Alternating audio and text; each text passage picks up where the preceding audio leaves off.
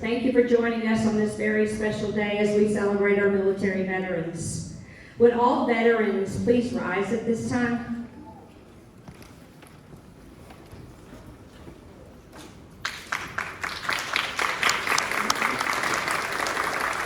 Thank you for your service to our country. Special thank you to Ms. Quarles, Ms. Binkley, Ms. Thompson, Ms. Thomas, Ms. Hill, Ms. Mack, Mr. Sears, and our administration for assisting in making this program possible. On the sound system in the back, we have Michaela Cross and Jordan Reddy. Thank you. I'd also like to thank the second and third grade teachers who prepared students for this program. We hope you enjoy the program as we celebrate your service to our country. Ladies and gentlemen, please rise for our Pledge of Allegiance and remain standing for our national anthem. Our flag is being presented by Kaylee Strand. Emmanuel Pena will be leading us in our pledge. And then our very own Vice Principal, Miss Angela Gibson, will be singing the national anthem.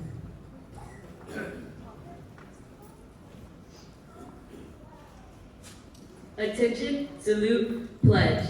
I pledge allegiance to the flag of the United States of America and to the republic for which it stands, one nation, under God, indivisible, with liberty and justice for all.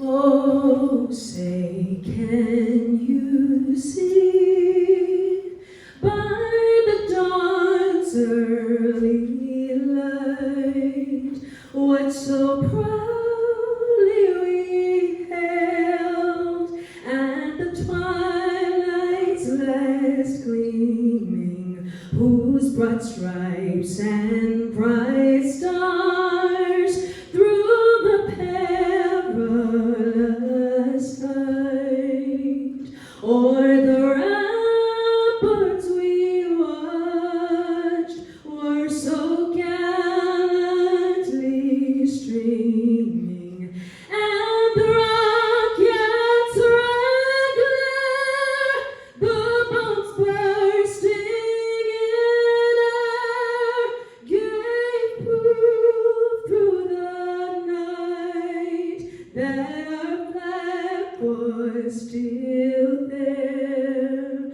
Oh, say does that star-spangled banner yet wave o'er the land of the free and the home of the brave?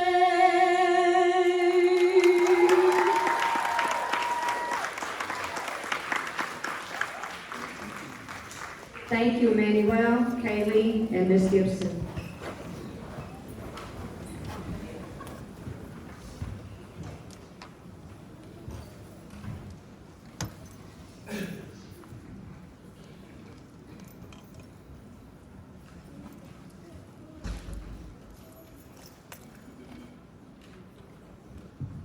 Might have technical difficulties here.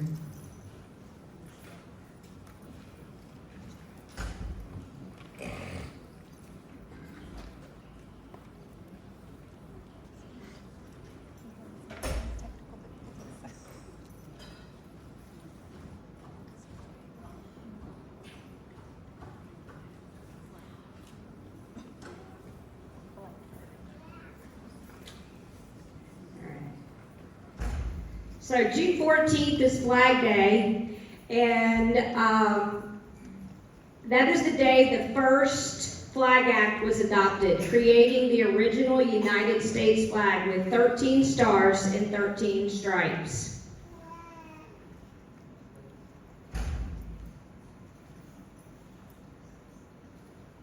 In contrast, the Star-Spangled Banner has 15 stars and 15 stripes, as provided by the Second Flag Act. And then the Third Flag Act reduced the number of stripes back to 13 to honor the original 13 colonies and provided for 1 star for each state. a new star to be added on the 4th of July following the admission of our new state. And many sing the Star-Spangled Banner, which is our national anthem. They hear the Star-Spangled Banner, but few know the story behind the words. So I'd like to take just a few minutes to take a look back. The year was 1813, and Major George Armistead arrived in Baltimore, Maryland to take command of Fort McHenry, which you see in the picture here. The fort was built to guard the water entrance to the city. Major Armistead asked Mary Pickersgill, a Baltimore flag maker, to sew 2 flags for the fort. A smaller storm flag, which was 17 by 25 foot. That was the small one, 17 by 25 foot. And a larger flag, which was 30 by 42 foot. That's a pretty big flag, y'all. She completed the 2 flags in 6 to 8 weeks with the assistance of 4 other girls. The larger of these 2 flags would become known as the Star-Spangled Banner. Each star was 2 foot wide, and each stripe was 2 foot wide. That's pretty big. The Star-Spangled Banner was intended to fly from a flagpole that was 90 feet high to be visible from great distances to all the navies who sailed. Francis Scott Key wrote the Star-Spangled Banner on the 14th through the 16th of September 1814. The Star-Spangled Banner was originally titled The Defense of Fort McHenry, and it was intended to be sung to the tune of Anacreon in Heaven. So what were the events that led a lawyer, because Francis Scott Key was a lawyer, to write such an incredible song that we call our national anthem today? And why are those particular words he wrote so long ago still so important to our military today? I know I speak for many of the military here. It sends a little chill down your spine when you hear that song, am I right? Imagine with me for a moment what was going on at Fort McHenry in September of 1814. Francis Scott Key, a fellow lawyer, were asked to negotiate the release of the elderly Dr. William Beans, who was a civilian non-combatant, meaning one who was not in the military, and Dr. Beans had been taken prisoner by the British after the British invaded Washington, D.C., and had burned down the White House, the Capitol, and other government buildings. Key and his partner sailed out to the British ship to negotiate the release of Dr. Beans. And they were successful in getting the prisoner released. And they were able to go back to their ship. But their ship was tied to a British ship, and they were placed under guard until after the battle at Fort McHenry. The British did not want them going back to Baltimore to warn the Americans of the plan of attack. So they were approximately 6 to 8 miles from Fort McHenry. The British had better weapons, and their bombs were able to hit the fort, but their ships were far enough away from Fort McHenry, about 2 miles, that the bombs fired by the Americans were not reaching the British ships. The battle began at 6:30 a.m. on September 13th, 1814, and lasted for 25 hours. Francis Scott Key witnessed the rockets' red glare and the bombs bursting in air for 25 hours. When Francis Scott Key awoke the next morning at the dawn's early light, he looked through the lens of his spyglass and saw the flag was still there. His nation's 15-star, 15-stripe flag waving defiantly over the fort. He was so excited and relieved and most certain that God had intervened.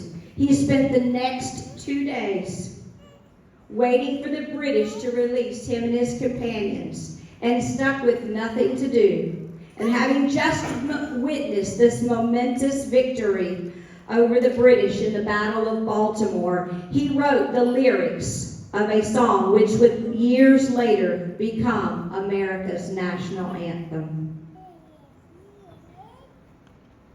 Many officers who fought at Fort McHenry took a clipping of the famous flag. The current size now is only 30 feet by 34 feet, and one star is missing.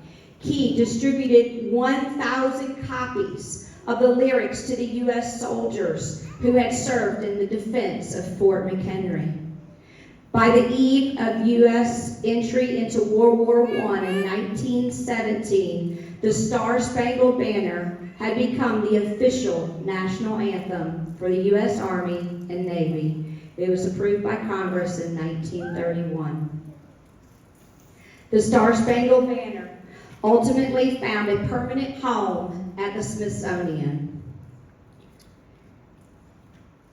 So now when you hear these words on the Star-Spangled Banner, you'll know a little bit about its meaning, how it came about, and how Francis Scott Key felt when by the dawn's early light, what so proudly we hailed at twilight's last gleaming, whose broad stripes and bright stars through the perilous fight, o'er the ramparts we watched were so gallantly streaming, and the rockets' red glare, the bombs bursting in air, gave proof through the night that our flag was still there.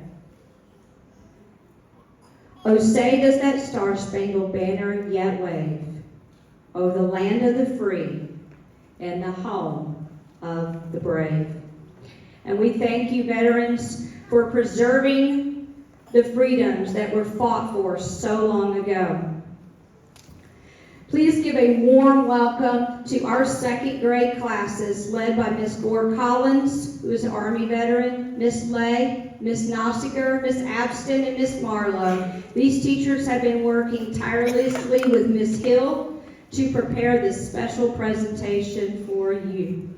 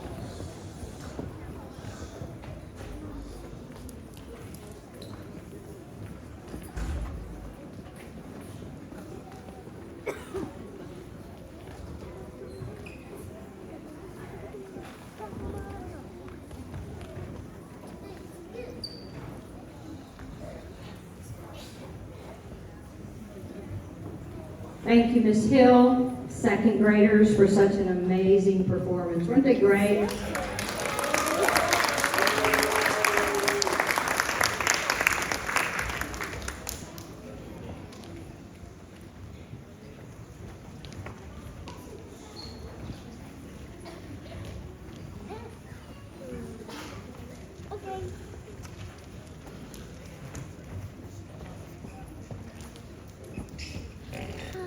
That's what that means.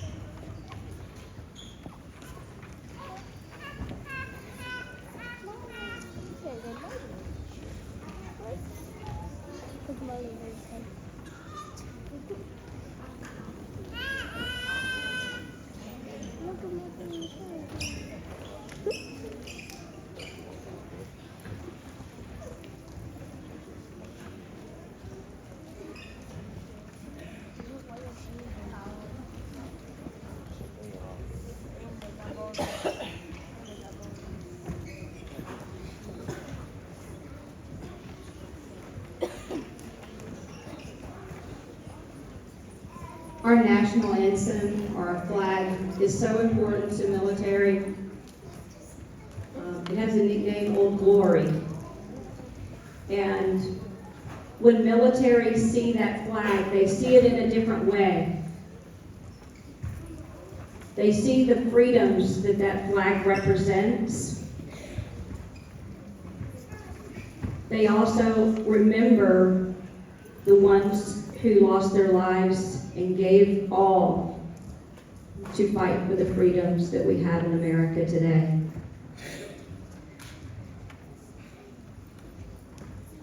In the Navy, I was fortunate enough to be able to be a trainer, and I spent 30 years in the United States Navy before becoming a teacher here at CASPA. And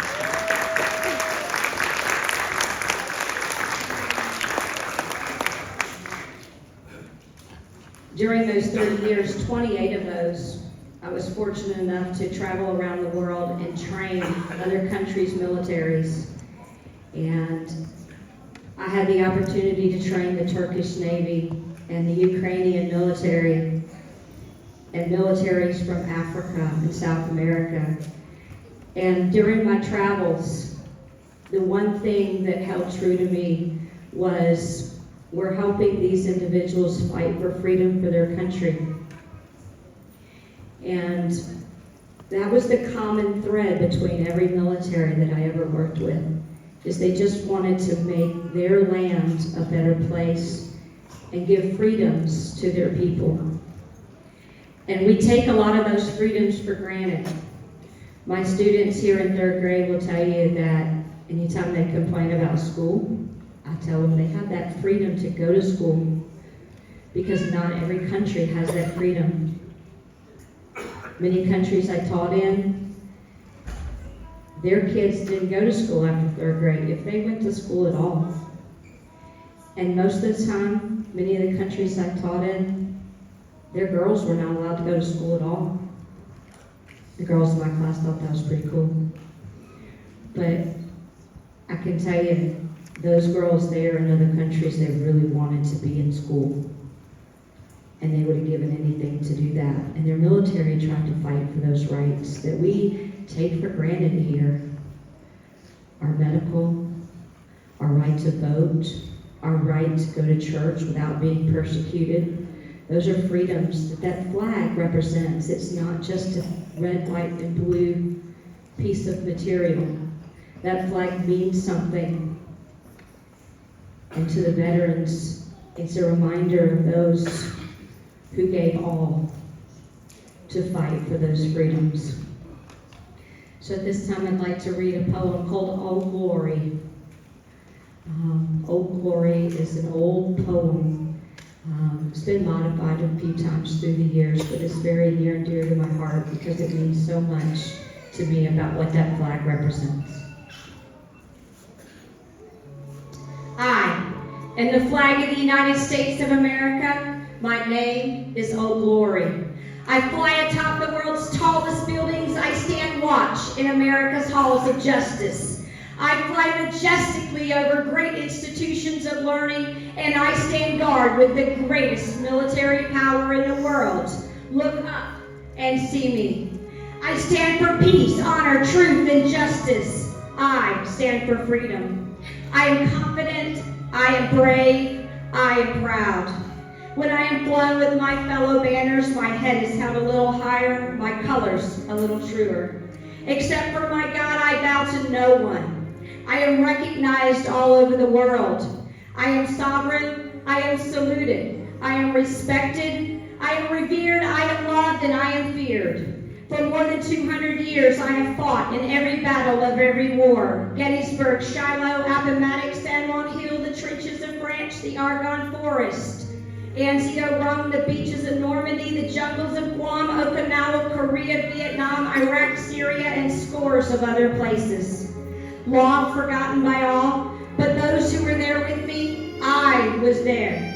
I led my soldiers, sailors, airmen, and Marines in the quiet of the night and at the tip of the spear. I saw them fight fearlessly throughout the globe every day of the year. I followed them, I watched over them, they loved me. I was on a small hill on Iwo Jima. I was dirty, battle-torn, and tired, but my sailors and Marines cheered me. I was so very proud. I was there as cowardly fanatics attacked America. I was raised from the ashes by proud heroes who risked their lives to save others, showing all that America will never be beaten because those who destroy me cannot win. I am the symbol of freedom, of one nation under God, indivisible, with justice and liberty for all. I have been soiled, burned, and torn, and trampled on the streets of countries that I have helped to set free. It does not hurt, for I am invincible. I have been soiled, burned, and torn, and trampled on the streets of my own country. And when it is done by those with whom I've served in battle, it hurts. But hear me today, I shall overcome, for I am strong. I have slipped the surely bounds of earth, and from my vantage point on the moon, I stand watch over the new frontiers of space.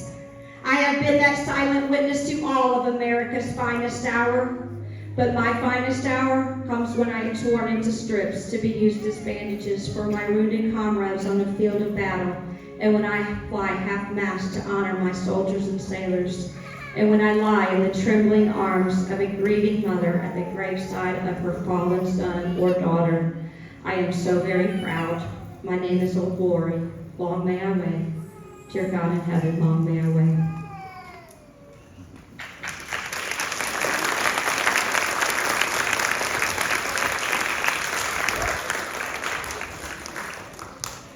Old Glory is an incredible poem about how America's national flag represents peace, honor, truth, and justice, and most importantly, it represents freedom. Our third grade students will now parade Old Glory. Thank you, Ms. French, Ms. Edison, and Ms. Fondren for preparing the third grade students for this very special presentation to honor the many veterans who gave their lives for our country's freedoms.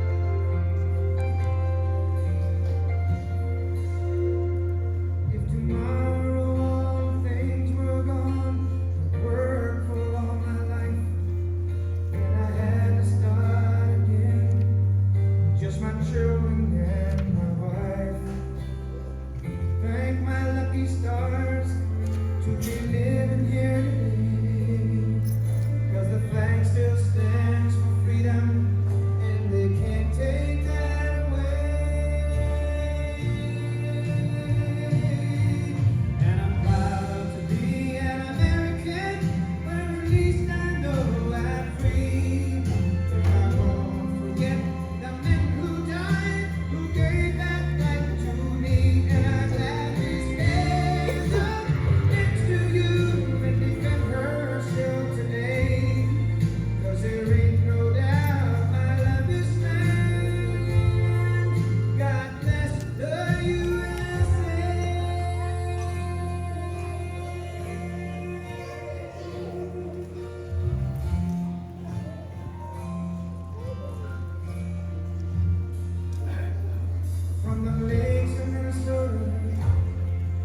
to the hills of Tennessee, across the plains of Texas, from sea to shining sea, from Detroit down to Houston, and New York to LA. There's pride in every American heart, and it's time we stand and say, I'm proud to be an American, but at least I know I'm free. And I won't forget the men who died, who gave that right to me. And I gladly stand up next to you and defend her still today. 'Cause there ain't no doubt I love this land. God bless the USA.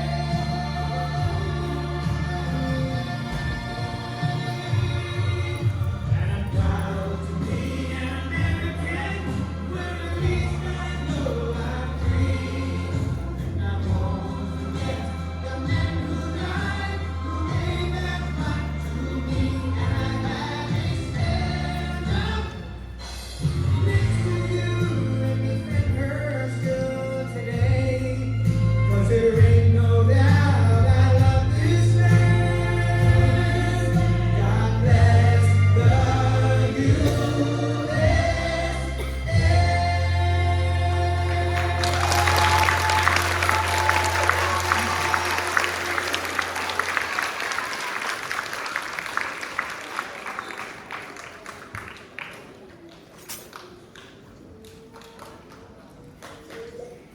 Thank you, third grade.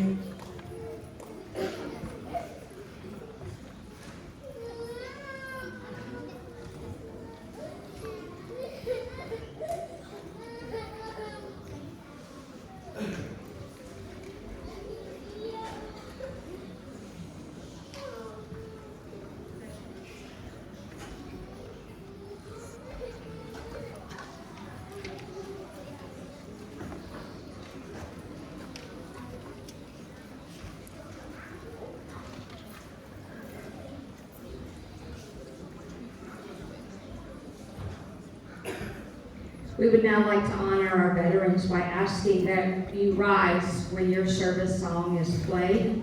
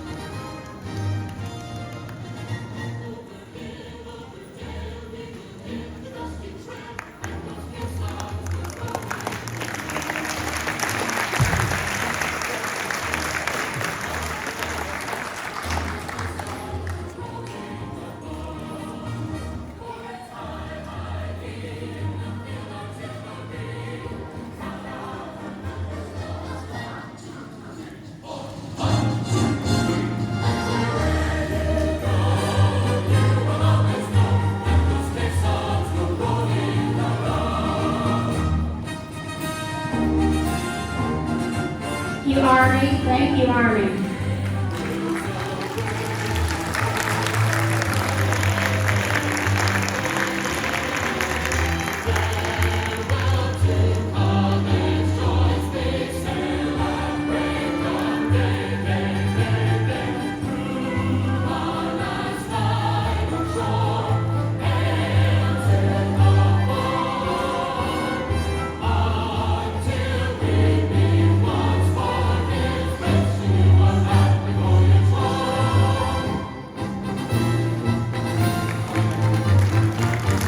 Navy.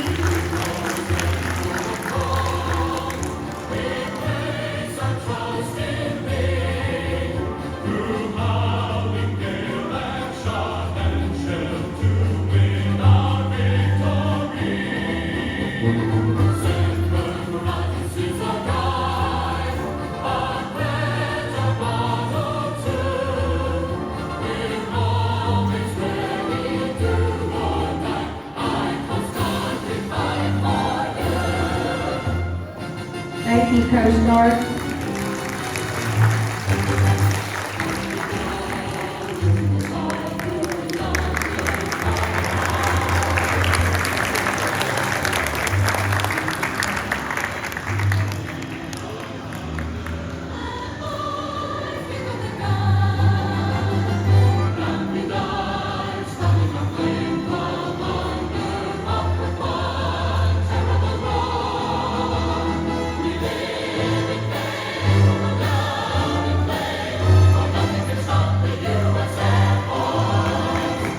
Thank you, Air Force.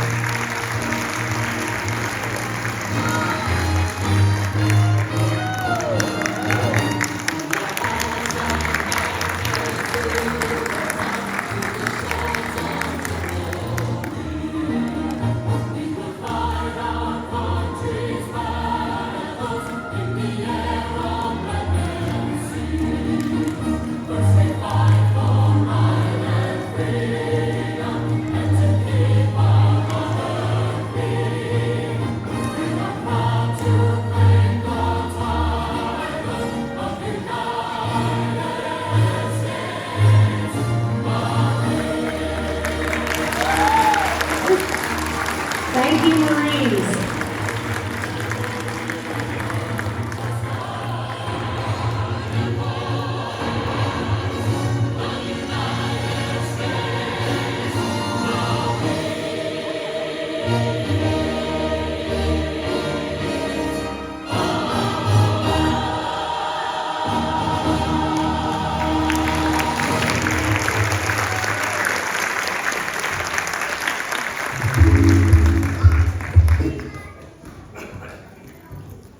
Thank you all for being here today, and most importantly, thank you for faithfully serving our country.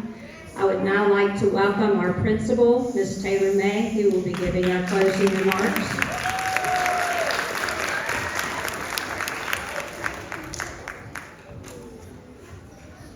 Thank you, Ms. Watson.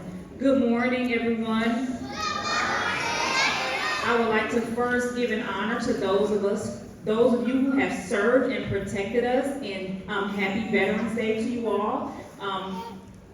We would like to first give thanks to all of our students who participated, as well as our faculty and staff who put on a wonderful show today.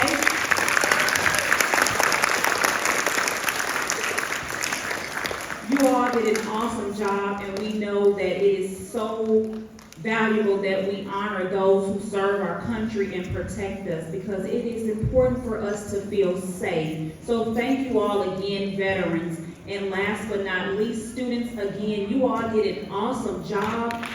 Ms. Watson, Ms. Gibson, Ms. Hill, my second and third grade teachers, all of you who came together to make this such a nice turnout. Thank you all. And at this time, you all are dismissed. Thank you.